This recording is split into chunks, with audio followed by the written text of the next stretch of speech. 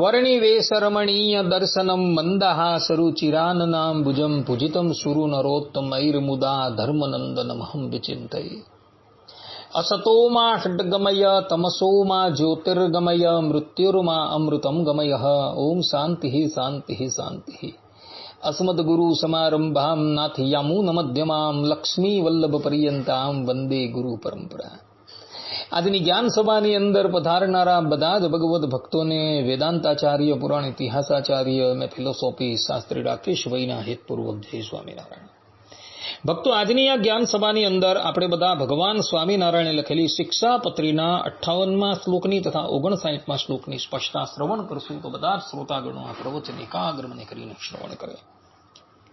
તો ભગવાન સ્વામિનારાયણ શિક્ષાપત્રીના 58મા શ્લોકમાં પોતાના આશ્રિત એવા આત્મનિવેદી ભક્તને આજ્ઞા કરતા કહે છે કે હરેર વિધાય નૈવેદ્યમ ભોજ્યમ પ્રસાદિકમ તતઃ કૃષ્ણ સેવા પરૈહિ પ્રત્યા ભવિતવ્યમ ચ તૈહિ સદા. અર્થાત કે પછી શ્રી કૃષ્ણ ભગવાનને નૈવેદ્ય કરીને પછી તે પ્રસાદી એવું જે અન્ન તે જમવું, અને જે આત્મનિવેદી વૈષ્ણવ તેમણે સર્વકાળને વિશે પ્રીતિએ કરીને શ્રી કૃષ્ણ ભગવાનની સેવા પરાયણ થવું. આ પ્રમાણે ભગવાન સ્વામિનારાયણે પોતાને આશ્રિત રહેલા આત્મનિવેદી ભક્તને આજ્ઞા કરેલી. કહેવાનું તાત્પર્ય એ છે કે જેણે આત્મનિવેદીની દીક્ષા લીધેલી છે એવા આત્મનિવેદી ભક્તએ પ્રાતઃકાળે ઊભા થઈ શયન પર્યંત એ જે પણ કંઈક ક્રિયા કરે એ ક્રિયાની અંદર એણે ભગવાનનો ભાવ લાવવાનો છે.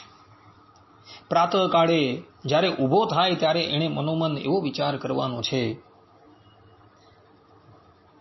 કે મારા ઈષ્ટદેવ ભગવાન શ્રી હરિએ મને સૂર્યોદય પહેલા ઊભા થવાની આજ્ઞા કરેલી છે. શારીરિક શૌચ કરવા માટે જાય ત્યારે એણે મનોમન એવું વિચારવાનું છે કે જો હું શારીરિક શૌચ કરીશ તો મને સેવાની અંદર સા અનુકૂળતા આવશે.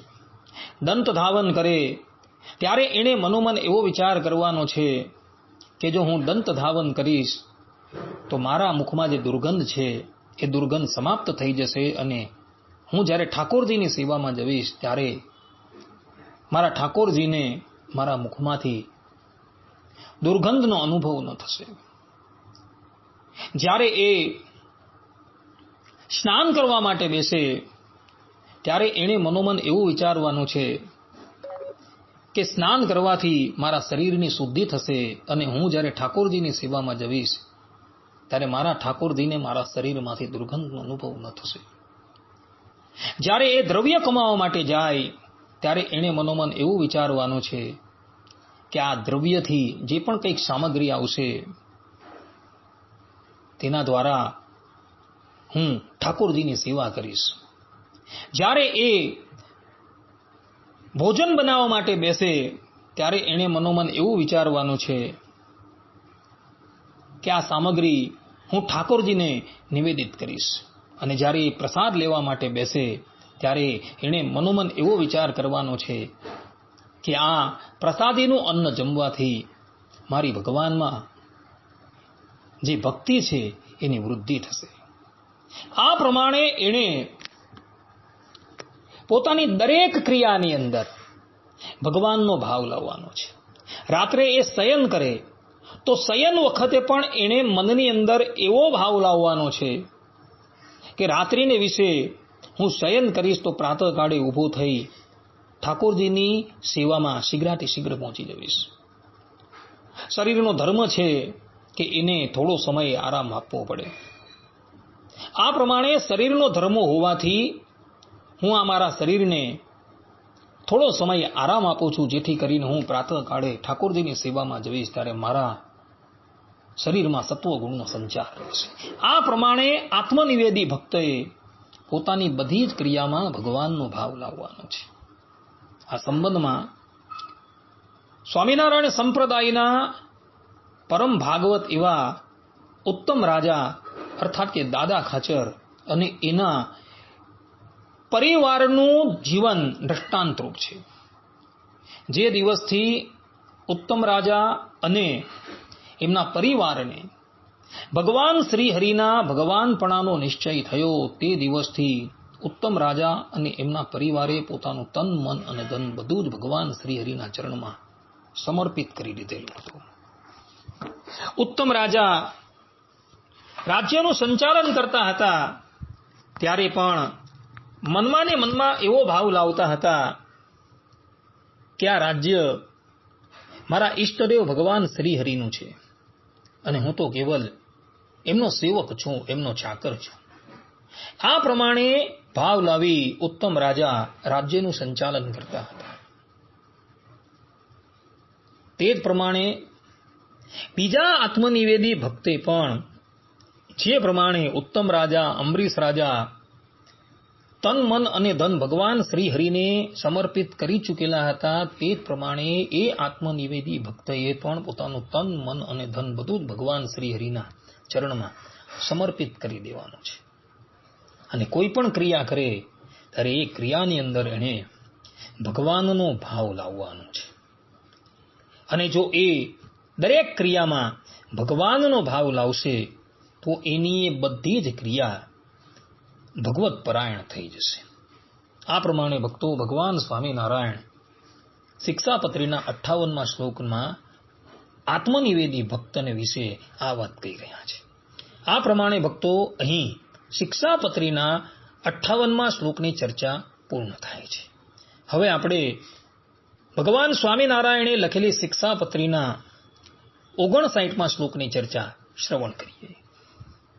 તો ભગવાન સ્વામિનારાયણ શિક્ષાપત્રીના 59મા શ્લોકમાં આત્મનિવેદી ભક્તની સ્થિતિનું વર્ણન કરતા કહે છે કે પ્રોક્તાસ્તે નિર્ગુણા ભક્તા નિર્ગુણસ્ય હરેર્યતઃ સંબંધાત તત્ક્રિયા સર્વા ભવન્ત્યેવ હિ નિર્ગુણઃ. અર્થાત કે નિર્ગુણ કહેતા માયાના જે સત્વાદિક 3 ગુણ તેણે રહિત એવા જે શ્રી કૃષ્ણ ભગવાન તેના સંબંધ થકી તે આત્મનિવેદી ભક્તની જે સર્વ ક્રિયા તે નિર્ગુણ થાય છે. તે હેતુ માટે તે આત્મનિવેદી ભક્ત જે તે નિર્ગુણ કહ્યા છે. ઉપનિષદની અંદર પરબ્રહ્મ પરમાત્માને નિર્ગુણ કહેલા છે. કેવલો નિર્ગુણશ્ય અર્થાત કે એ પરબ્રહ્મ પરમાત્મા કેવલ ને કેવલ નિર્ગુણ છે. ભગવાન સ્વામિનારાયણ પણ ગદડા પ્રથમના 66મા વચનામૃતમાં કહે છે કે શાસ્ત્રોમાં ભગવાનને જે અરૂપ અને નિર્ગુણ કહ્યા છે તે તો માયિક એવા જે રૂપ તે ગુણ તેના નિષેધને અર્થે કહ્યા છે, પણ ભગવાન તો નિત્ય દિવ્ય મૂર્તિ છે અને અનંત કલ્યાણ ગુણે યુક્ત છે. આ પ્રમાણે શ્રુતિ ભગવદી તથા ભગવાન સ્વામિનારાયણ પરબ્રહ્મ પરમાત્માને નિર્ગુણ વર્ણવે છે.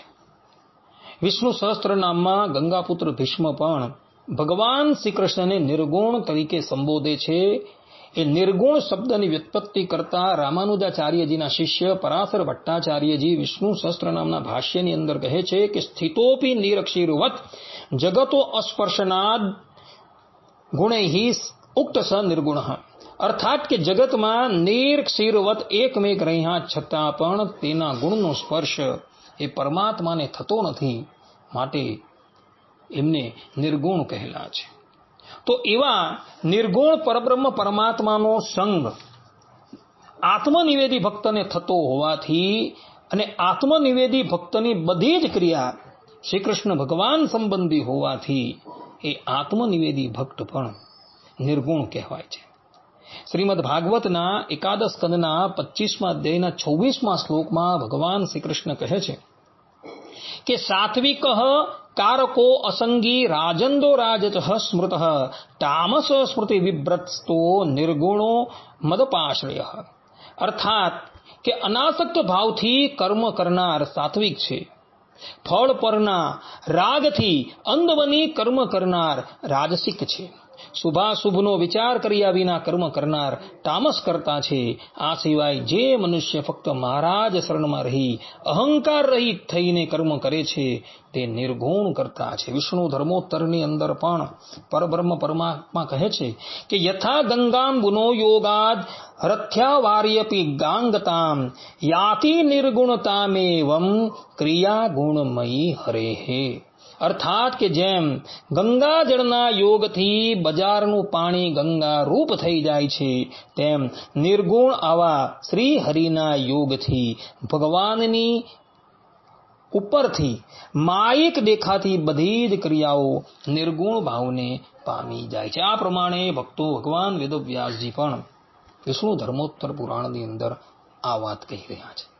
એટલે આત્મનિવેદી ભક્તની બધી જ ક્રિયા શ્રી કૃષ્ણ ભગવાનના સંબંધી હોવાથી, એ બધી જ ક્રિયા નિર્ગુણ થઈ જતી હોવાથી આત્મનિવેદી ભક્તને શાસ્ત્રોમાં નિર્ગુણ કહ્યા છે, એવું ભગવાન સ્વામિનારાયણ અહીંયા 59માં શ્લોકમાં કહી રહ્યા છે. આ પ્રમાણે ભક્તો અહીં શિક્ષાપત્રીના 58 તથા 59માં શ્લોકની ચર્ચા આપણે પૂર્ણ કરીએ છીએ.